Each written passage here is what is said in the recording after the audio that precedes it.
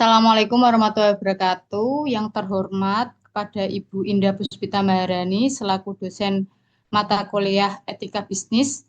Kami dari kelompok 10 yang beranggotakan saya, Linang Aulia dengan NIM 2023 1155, dan yang kedua ada Rian Effendi NIM 2023 11333.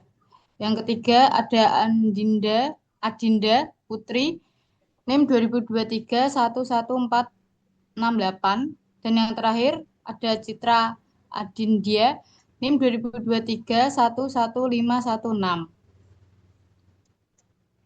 Kami akan mempresentasikan tentang e-earning management dan inden trading. Langsung saja, yang pertama, pengertian e-earning management yaitu upaya manajemen memanipulasi laporan keuangan khususnya laba agar terlihat lebih baik dari kondisi sebelumnya dengan tujuan menarik investor atau memenuhi target perusahaan. Selanjutnya akan dilanjutkan oleh teman saya.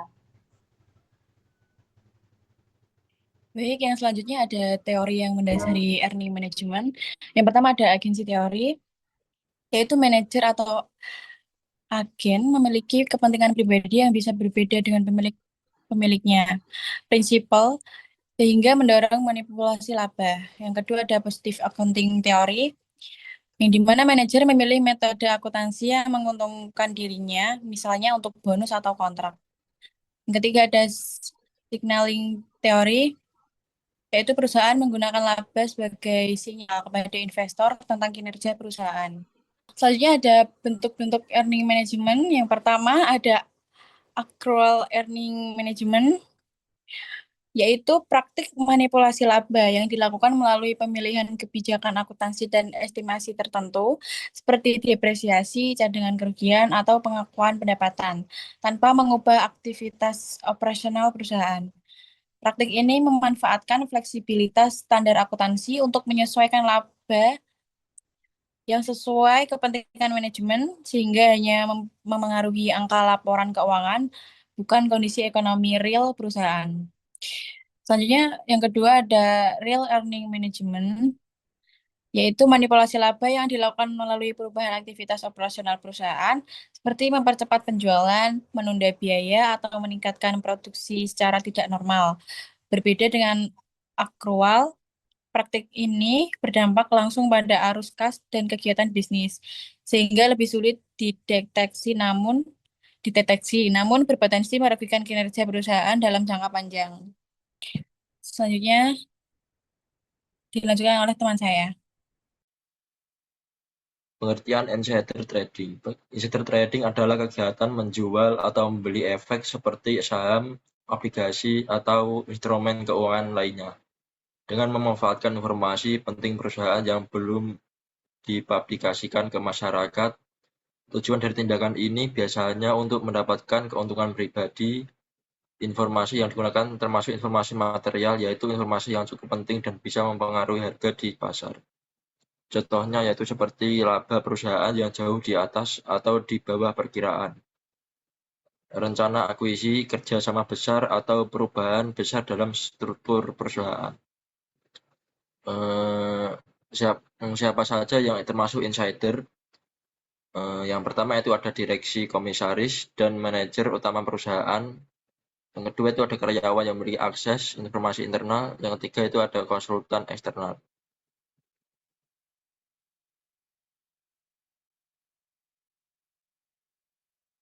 Dampak insider trading. Yang pertama itu ada fairness, keadilan pasar, karena sebagai investor punya keunggulan informasi yang tidak seharusnya. Kedua itu ada menurunkan kepercayaan investor retail sehingga mereka enggan berpartisipasi di pasar modal.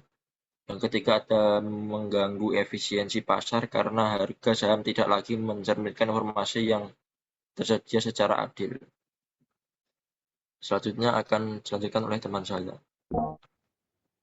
Selanjutnya, kita masuk ke materi hubungan antara earning management dan insider trading.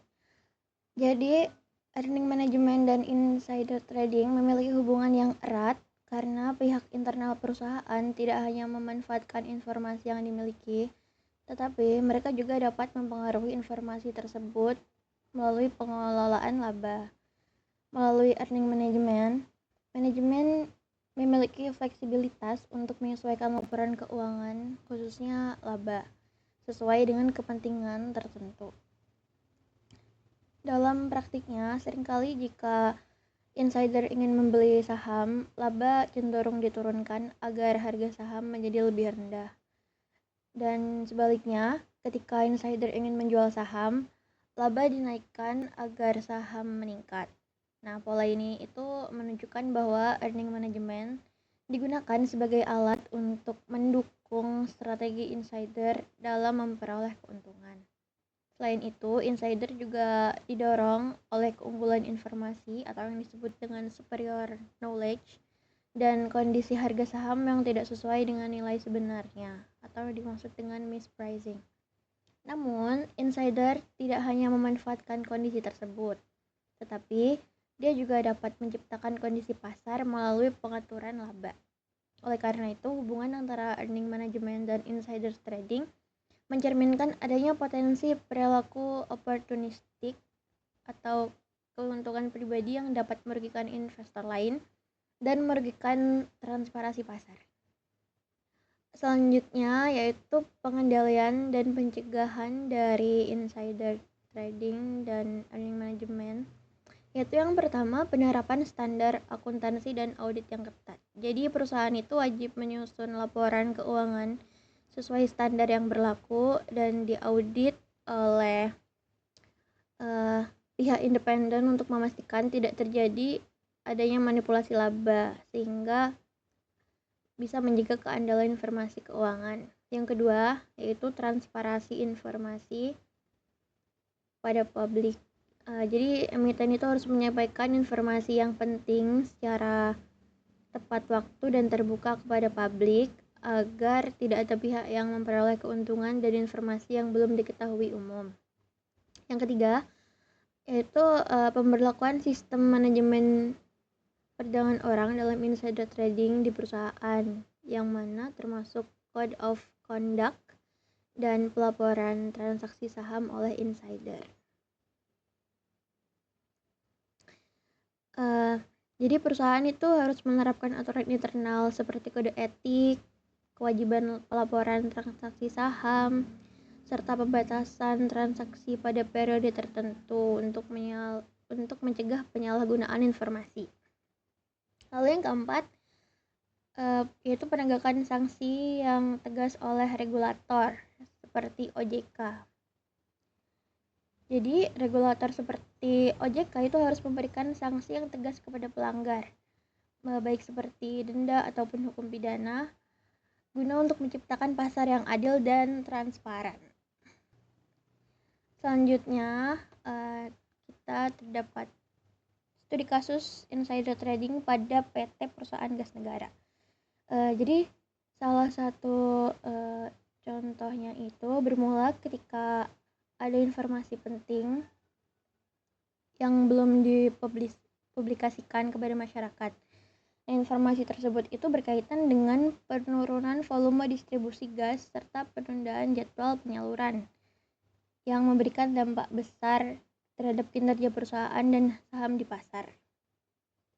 Nah, sebelum informasi tersebut diumumkan secara resmi, diketahui bahwa terdapat 9 pegawai PGN atau perusahaan gas negara itu telah melakukan transaksi saham.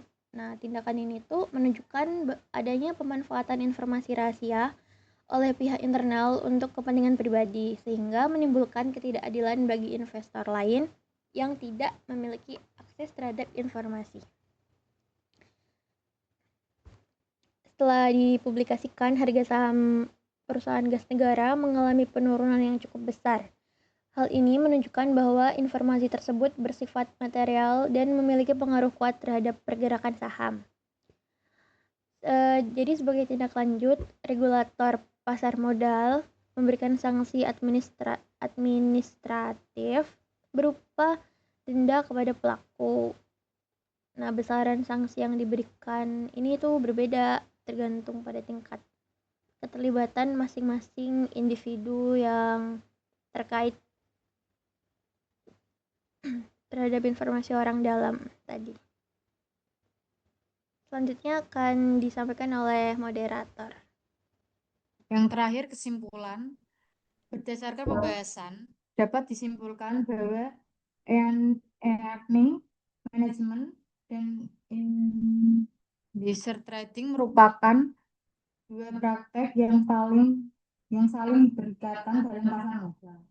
Earning management kemungkinan manajemen untuk menyesuaikan laporan laba, sementara insider trading memanfaatkan informasi yang belum dipublikasikan untuk memperoleh keuntungan pribadi. Hubungan keduanya terlihat ketika pihak internal tidak hanya menggunakan informasi yang ada, tetapi juga dapat mempengaruhi informasi tersebut melalui pengelolaan laba untuk mendukung keputusan transaksi saham. Hal ini menunjukkan adanya potensi perilaku yang dapat merugikan investor lain dan mengurangi transparansi serta keadilan dalam pasar modal.